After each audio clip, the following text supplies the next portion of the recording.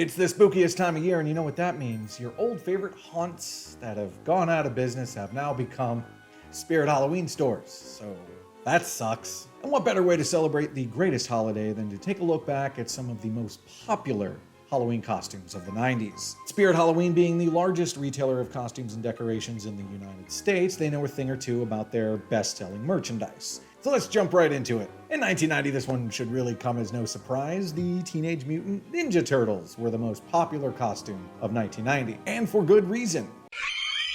Turtle Mania was at an all-time high, riding the wave of success after their first movie, and I also imagine that was the year that a ton of kids went to the hospital for nunchuck-related injuries.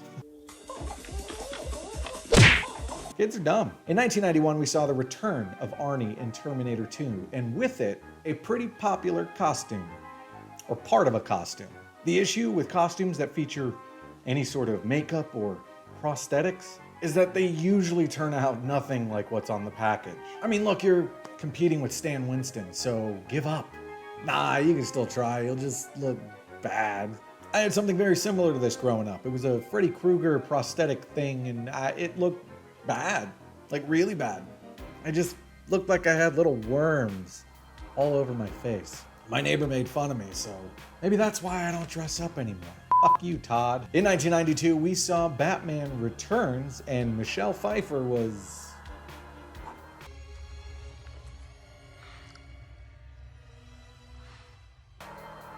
So it's not really that surprising that this costume was popular, although I hope that it was mainly adults purchasing this costume and not children. Why don't you have a seat right over there, please? Yikes. Also, I imagine that costume is extremely difficult to get off after your fourth glass of jungle juice and you have to take a wicked piss. Here's an unexpected one. In 1993, Barney was the most popular choice of Halloween costumes. I'm not really sure why. Yeah, sure, you'd hope that kids were the main driver of the costume's popularity, but I can't help but imagine that maybe some adults wanted to take advantage of Barney's dead eyes and, I don't know, maybe whip up a little bit of future emotional distress on some unsuspecting trick-or-treaters. Trick or treat!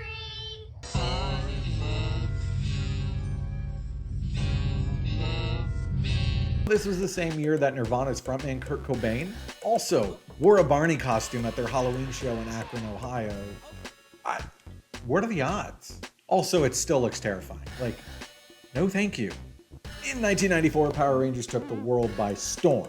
A show about kids, albeit high school kids, morphing into superheroes, and every kid in America immediately signed up for karate lessons. I was no exception.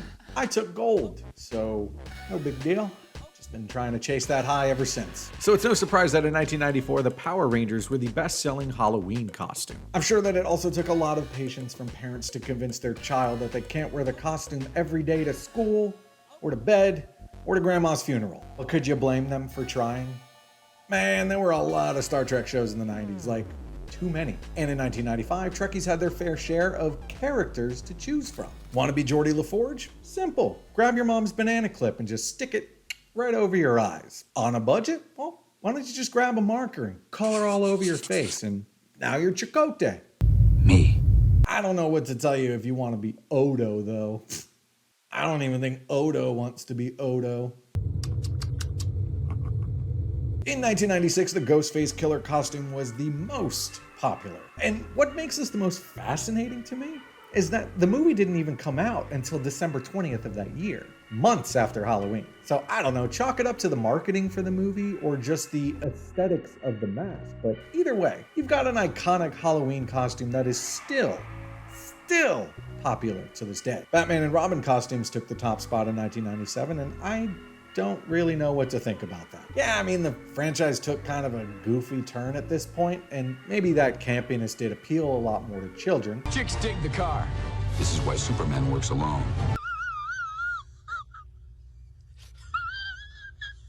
I get it, but it was also the year that Air Force One was released. I thought for sure there'd be more dads wanting to emulate President Marshall, but no, they probably were like, yeah, the kid will be Batman and I'll be Robin. Isn't that hilarious?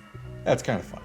In 1998, every kid in the school hallway would yell, I love Chili Puff, you love Chili Puff. or, Oh my god, they killed Kenny. It's not that surprising that South Park costumes made it to the top of the list, I guess, but they're just not that creative. And I gotta tell you, I'm sure it was really annoying hearing hundreds of bad Cartman impressions every single time you open the door. Respect my authority, or whatever. It's not funny. In 1999, our minds were blown with the release of The Matrix. Holy shit. This cyberpunk pseudo-philosophical action movie was responsible for many holes in the wall from kids trying to do acrobatic stunts. I'm sorry, Miss Kathy. It was me who did it. All these years later, I'm getting it off my chest. The costumes might feel a little bit dated now, but in 1999, it certainly seemed like the future we could be living in eventually. And, well, maybe we're there. The sunglasses, the tight leather, the stoic / bored looking faces on everybody. I don't know, maybe they were right. Maybe they were right. And that's gonna do it for the top Halloween costumes of the 90s. What do you think? Did you have a favorite, or did you beg your parents for any of the ones that you saw on this list? Leave a comment down below, I'd love to hear about it. Thanks again for tuning into this episode of I Miss the 90s. I'm Michael Connor. Spooky Pumpkin, I'm not good. Later.